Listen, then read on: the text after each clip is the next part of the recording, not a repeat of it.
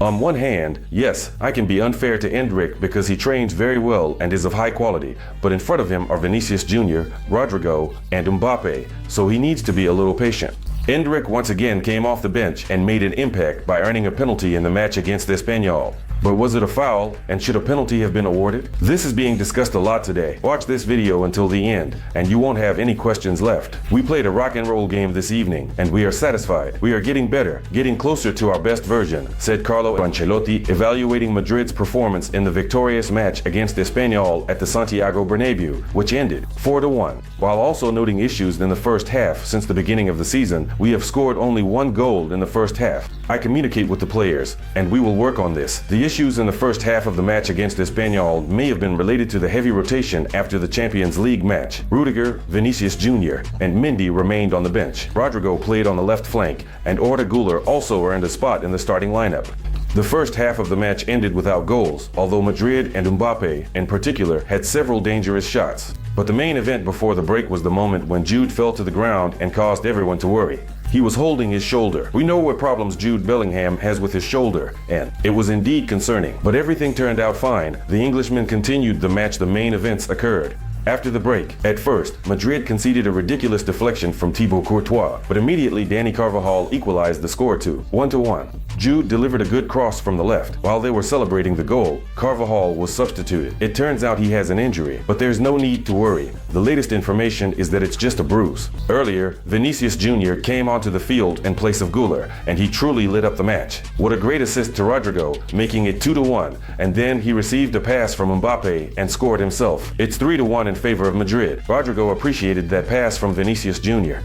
Vinicius Junior's assist was insane. Like Luka Modric's signature pass thus, the Madrid quartet in attack turned the game around, and it is the great Luka Modric who speaks about them after the final whistle. Vinicius Junior, Mbappe, Jude, and Rodrygo are global superstars. Both they and the team as a whole are doing everything right, but we can still improve and will continue in the same spirit in the upcoming matches. We traditionally evaluate Madrid's players after each official match, but there are no doubts here. Vinicius Junior receives the highest score, a 10, because his presence on the field turned the entire match around, a tough encounter against Espanyol. Jude Bellingham receives 9 points because he made a crucial pass for Madrid at a very important moment, and he also became the equalizer. Well, Rodrygo, Valverde, and Carvajal also deserve such ratings of 8. We are looking at the second day table, finding Madrid again just 1 point behind Barcelona, and Barcelona has one game in hand. Let's see how it will end. From here on, we need to be on a winning streak and absolutely cannot afford to drop points. Very soon, in just a day, we have a home match against Alaves. We have a tight schedule, but who among you thinks that Madrid won't win this match?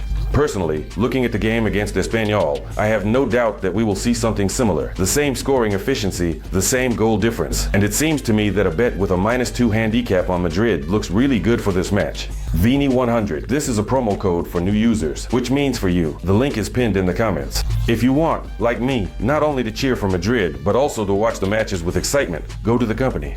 Now let's analyze the most controversial episode in this match. Endrick came onto the field from the bench. He stepped in and created yet another mini masterpiece, so to speak. Let's take a look at the picture. He picks up the ball near the corner flag, and then the opponent's resistance drags him all the way to the penalty area. Endrick is being tightly held by the defender. He stays on his feet, runs into the penalty area, and only then goes down. Long discussions about whether to award a penalty. In the end, the referee decides that a penalty should be given, and this raises a question. Endrick was taken down in the penalty area. Where did this penalty come from? There have been many replays and a lot of different comments online about how incorrect this referee's decision was. Here are just a few of them. Endrick is very good, we know that, but in this one game, the only genius is the referee who invents penalties. In reality, there was no foul. The ball went out. Admit that the first goal was offside and the last one was made up. Fouls could be noted throughout the game in about 3 different areas, but that's not a penalty. Thank goodness the game is already decided. Otherwise, they would say a penalty was won. Yes, of course, if the score had been 1-1 and such a penalty had been awarded, the hype and discussion would have been even greater. But, my friends, what do we need to know in this situation? Let's refer to the rules. The rule is about whether there was a penalty or not, and the rules clearly state that a player who holds an opponent before the penalty area and continues to hold them inside the penalty area is committing a foul. Well, in general, this is a violation of the rules. So, if you think that the Espanyol players just ran into the penalty area, then Endrick let go and Endrick fell in the box, and that this is not a penalty. According to the rules clearly outlined on the FIFA website, where you can also read the recommendations for referees, it is explained that this is a rule violation and a penalty kick should be awarded.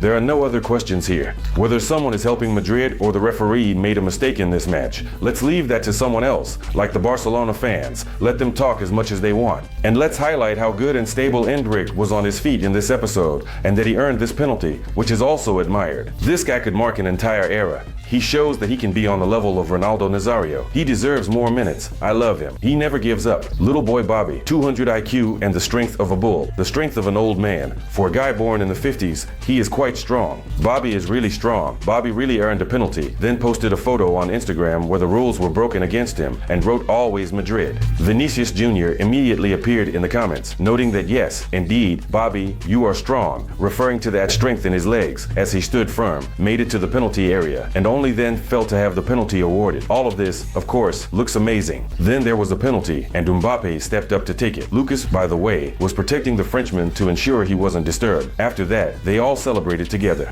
and Bobby came charging in at Mbappe with all his might. Superheroes, that's for sure. This is something to capture on this happy evening at Santiago Bernabeu. Like this video if you're happy too, and see how it all ended for Madrid in another match of the Spanish La Liga in a tough game after the Champions League. Subscribe to the channel. Here we talk about Real Madrid, cheer for Real Madrid, and do this almost every day, 24 hours a day. If you want to become a sponsor of the channel, you can do so. You can look forward to many bonuses, and you can also support the channel once through the Super Thanks feature, which you will find below this video. Check out other videos on the channel if you haven't seen them yet. Thank you for your attention. See you tomorrow.